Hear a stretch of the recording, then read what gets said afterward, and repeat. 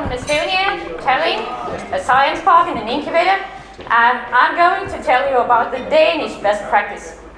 So why I am telling about the Danish best practice? That's good that the Danes are not here, so. But the reason is that really we have decided in reality to put the bread into one cupboard, as we say in Estonia. So we launch a joint program from January. So it's already kind of a transfer best practice, and I will tell about that as well. But in reality, to start with, as all this best practice is about startups. So, and I know that several of you don't deal with startups still every day. And kind of the startups are some kind of aliens, or in some cases it's just for you the buzzword to name SMEs in a kind of new sexy way. So, but in reality, what the startup is. So Steve Blank is the kind of guru in startup world, so what does he say? He says that the startup is a temporary organization in constant search for repeatable and scalable business model. It's kind of the ideal case. So, meaning like the temporary, meaning that the startup manager does not make a company to make it for his lifetime or for generations. He makes it for a short time to get the price as high as possible and then make an exit and sell it. That's the main aim. That's the difference between an SME and a startup. Then the next thing was in constant search. So the startup does not make a business plan and then execute it as a normal company, let's say so. So the startups believe that business plans work until the first client contact. So it means all the development of the business model of the product goes in constant work with the clients and testing. So that it kind of never gets ready. So you don't get a ready business plan and a ready thing. Then there is the issue of the repeatability and scalability of the business model. It means that with you increase the sales and have more and more clients without dedicating enormously lot of time into the sales or into the production. For example, we had a company like a Facebook for cats and dogs. So they really very fastly scaled up in not the business model sense, but the users. They have had globally millions of users. But their business model was wrong initially. Their business model was about selling the advertisements. So the initial assumption was that there is pedigree and other those global brands. So you do one sales and you get the advertisement globally. But in reality, it came out that you need to go country by country and sell one advertisement. So in reality, it came out that the price per one sale was so high that they get really 10% was the sales result of one sale, what you really spent on the sales process. So that's about the startups, what we are going to talk about.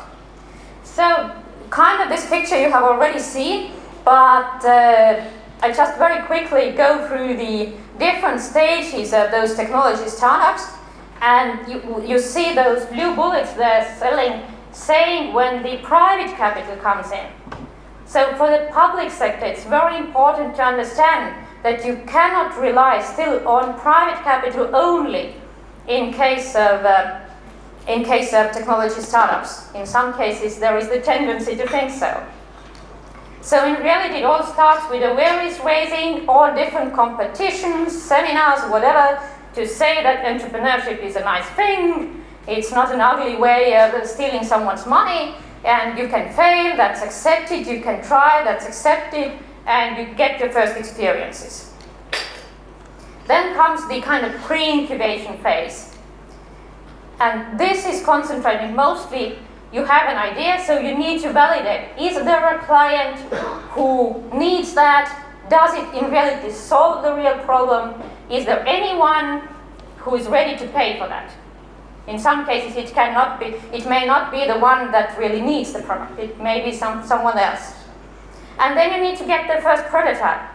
It means you need to prove that technologically it really works, not only on paper. And there usually the private money doesn't come in. And in case of biotech and clean tech, it's a lot of money. Then comes the incubation, that's the very usual thing. There it can already take to the first round. It's usually business angels that come in, and it then now concentrates how you make money and really to do the first sales. It also may mean that you get the letters of intent where they say, if you get the product ready, I would buy it with this price. And then you can test the price as well, doubling it up until they say that I won't buy. Then comes the very sexy thing now in the market, it's acceleration. Everyone kind of likes it. And in reality, in a kind of classical sense, this should take now from the first sales to the really international growth, so get the hockey stick going. Because in many cases it happens that the first sales you make, you find a friend somewhere who buys it, or just it happens so that you find one stupid client who really buys it. But to make it really happen continuously, repeatable, that's a very tough task. We even have, I guess in Tallinn, where you saw the click and grow pot, so electronic flower pot. They made a very high growth at the beginning. They had hundreds of sales organizations globally. And with a very short time, the sales went so much up, and they were so bold in saying, okay, we conquer the world. And then it dropped. And they put so much time on PR and marketing, buying the world US top leading companies to do the campaigns, it didn't help at all. So the problem was somewhere else. So it's always a tricky thing how to scale it up.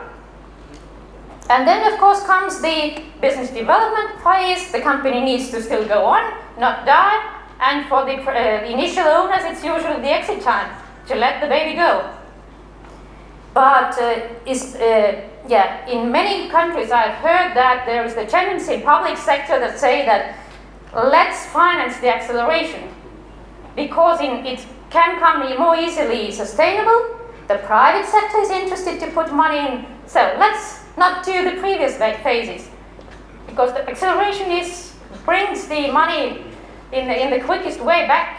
But in reality, if we forget the previous phase where the private money doesn't come in, then we once will be in a situation when we have no one to accelerate. And the bench will go smaller and smaller. And of course also considering that there is a boom of accelerators. In all of the countries, I guess you all have new and new accelerators, and then it means that you don't have enough of a good pipeline. It means that you wouldn't be successful. So what do the startups really need when they come to you? And more, they need the three things. The know-how, meaning the people with experiences, so that they either fail very fast and don't lose so much of money of believing that it will still grow, let's try 1 month more. And the other is really how to narrow down the way to the market. Then they need also still money to do that. In technology business, when you do a mobile thing or a mobile app or web thing, you can do with very limited resources. But when you are in biotech or when you are in clean tech, that's not possible. So you need outside financing. Otherwise you won't fly. And with the space, yes, it's good to have those synergetic spaces where you can also learn from each other. And what the problem for the public sector is that they need it now. They are not ready in reality to wait for 2 months, 3 months, 6 months application periods and prove it to 10 different financiers that they are not trying to cheat the money out. And so the practice we heard today was a good, when you really manage to kind of make the gateway to the money smaller, that's definitely an important part. So the Danes have done the survey of serial entrepreneurs. As I said, startups are the one that make a business, sell it, make a business, sell it, make a business, sell it. So in reality, this graph shows it helps. It doesn't help instantly, meaning that the success rate of the ones that have done 2 startups is lower than the ones that have done just 1. I guess it's because the ones that have succeeded the first time, they kind of think, I'm the hero of the world, I can do everything, so I know all the things. So in reality, from the third, it starts to grow. So we need those startups that try more and more and more, and this is the way of learning. They need to do it. So this is the way of saying that really you can learn to be a better entrepreneur. It's not just that you need to be born with it. Of course you need to be born, also some, but you can of course learn. So, but how we can really train? So the program Accelerace from Denmark, when you check accelerace.dk, then this is the process they have worked out, and that we also have been piloting together with them during last year. So I guess we deal with startups, they know all this thing, but yes, the first period is really, the first phase is this search and test. When you usually think out a great product, you think this is the best product, everyone will buy it. So now it's the time to really test it. Go to the clients, the ones you know, and the ones who would probably hate you, and really listen and interview them, and to find out, not sell. That's the common mistake that's very much done, that they go and sell, okay, let's do 10 sales, maybe I sell 1. You don't get any feedback. So this is this customer discover and customer validation, what we a lot work with them. And for a bigger company, it's a big mystery. How do I talk with the clients honestly? Maybe they say that they don't like something about my product. What do I do then?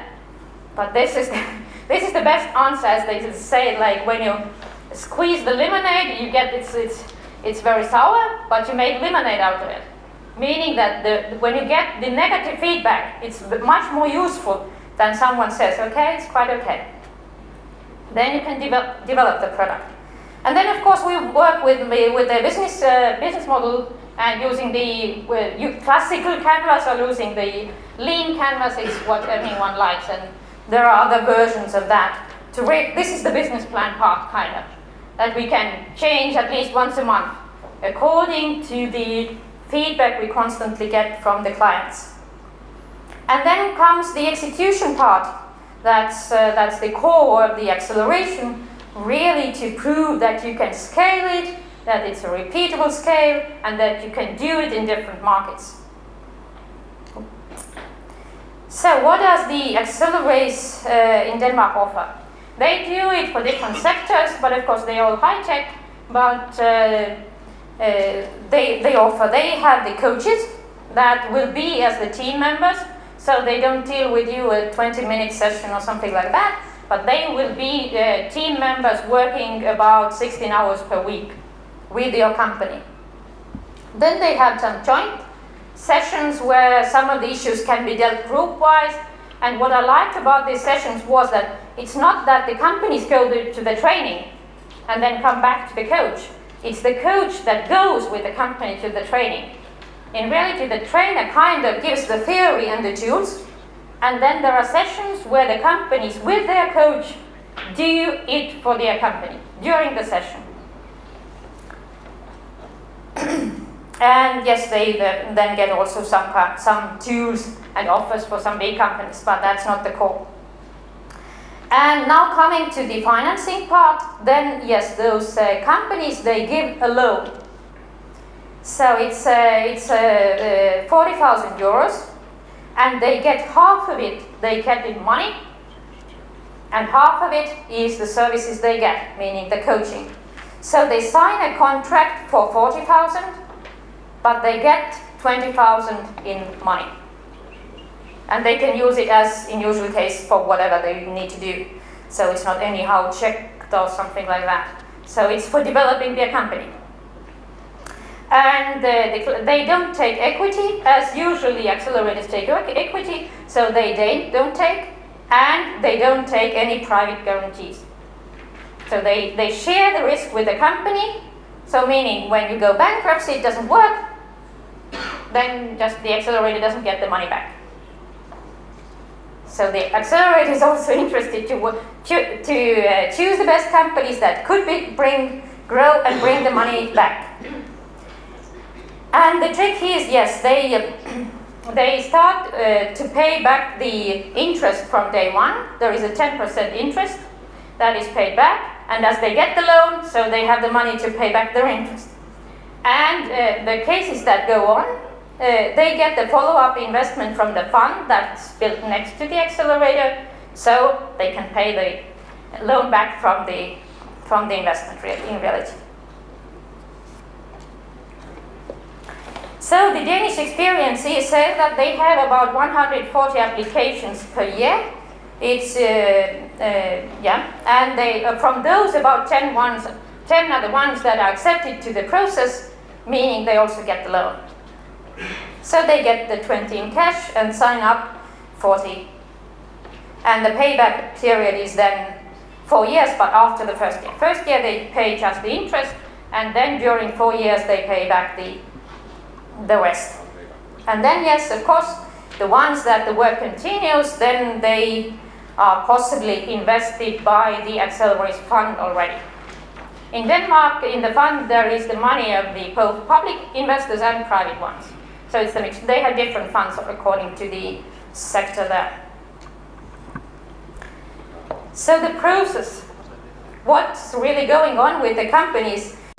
Lab is usually a 3-hour session where the company and their coaches and sometimes some outside mentors are participating, and there they work with the assumption, for example, let's say my technology is so good that all the clients that I think will buy it. Then there is the thing, what's the hypothesis, how you can test it. For example, I visit 10 of my clients, 5 of them will sign a letter of intent that I buy. Okay, now go to the market, and after the lab, we meet in 1 month, you need to do it. You need to get those letters of intent. If you don't, then that assumption is wrong, and we need to work in another way. So all the labs are concentrating what are the most critical assumptions at this period. It can be IP related, it can be legal related, whatever the thing is. But to try to find out what are the most important. And then after a month there is the next lab when we find out what's the results and go on further with that. And then during the second period of the acceleration process, then the investment comes in to get it really quickly growing. And why the investors like the model is that this is this, I lost the word. Yeah, this is the due diligence in reality. So the investors don't need to do the due diligence and put the money in reality so much, because during this time, the team sees if the team really executes and finds out all the risks. This is the assumptions and tests for. So it's much less risk in investing those companies then. So this is the results of Accelerace by now. So as you see, the second column is about life sciences, and the first one is then as they have also ICT and clean tech. So it's quite a big number of companies. As you see, the survival rate is very high, but it's because they're really actually so the selection is really big. So 50% of their companies get to the second round, meaning they will be invested in, and 50% just go on their own. And there are also the numbers of raised capital then, and also they have kind of evaluated the value of the company when they come into the acceleration, and the value of the company when they are invested in. So that's the impact number. So what we are doing together, as kind of now, about 2 years ago, we came to the idea that in Estonia, we want also to do focused acceleration. But we need to be honest, Estonia is tiny. So per year, I expect to have maximum 3 cases, really good ones. So what kind of process I can do for 3 cases? What fund I can raise for 3 cases? That's not possible. So I started to tour around in Scandinavia and find out who would like to join, that we didn't, let's say, do it jointly, that we accelerate our cases together and raise the fund together. So by now we have gone through the pilot and are starting the full launch from January. We have 5 partners from 5 countries: Latvia, Estonia, Finland, Sweden and Denmark. We base quite a lot on the Danish experience, but we have of course developed it a little. So it gives us also the opportunity not to take all life science, but we take a narrower focus that we can really do together, that we bring them together.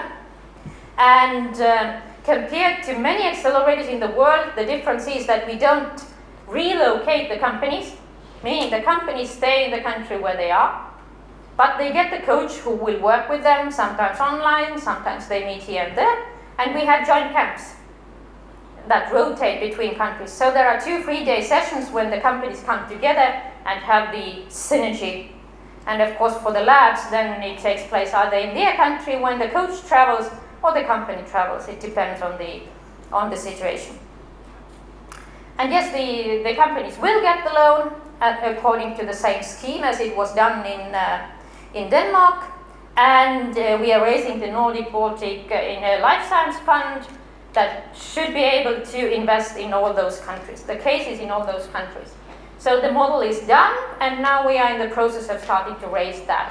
We have already gathered the letters of intent, quite many of them, but now it's time to go to re-election, and the team is hardly working on that. So this is the brand Accelerace Life. So if you go to acceleracelife.com, the initial information is there, and the first application round is available. So we have the selection board at the beginning of January. So of course the first one will not be as easy as that, but we do it and want to do the second round from September.